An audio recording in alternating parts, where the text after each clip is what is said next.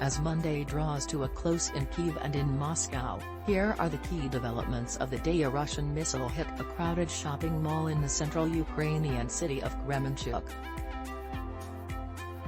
The regional governor said at least 13 people were killed, and Ukraine's President Volodymyr Zelensky accused Russia of trying to sabotage people's normal life, targeting a site with over 1,000 people believed inside that posed no military threat.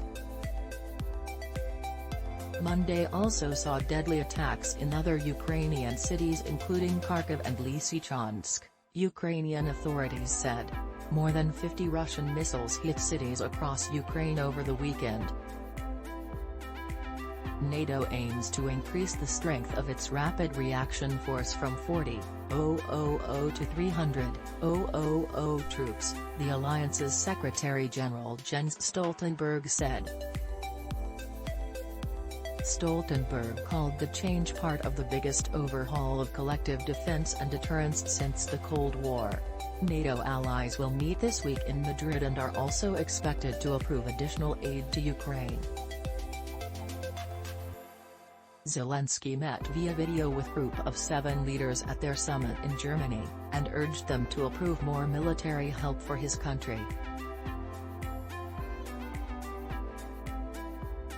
The G7 leaders pledged in a statement to continue to provide financial, humanitarian, military and diplomatic support and stand with Ukraine for as long as it takes.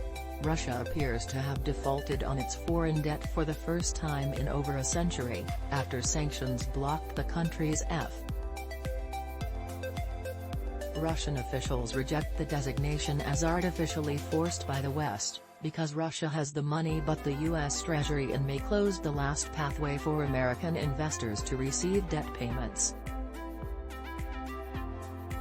In practical terms, little impact is expected immediately as Russia already faces many punishments that might befall an economy in default.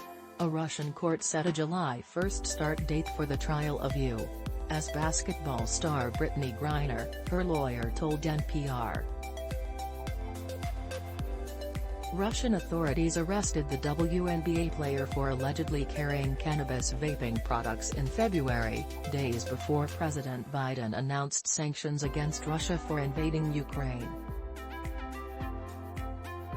The U.S. government says Griner is wrongfully detained and it assigned a hostage affairs envoy to work to get her released. The Russian judge ordered Griner to remain in detention throughout the trial, according to her lawyer. She could face 10 years in prison if convicted. The war in Ukraine is looming large at a meeting of the G7 nations. Russian missiles and weeks of relative quiet across the western half of Ukraine. Biden says G7 countries will ban Russian gold in response to the war in Ukraine.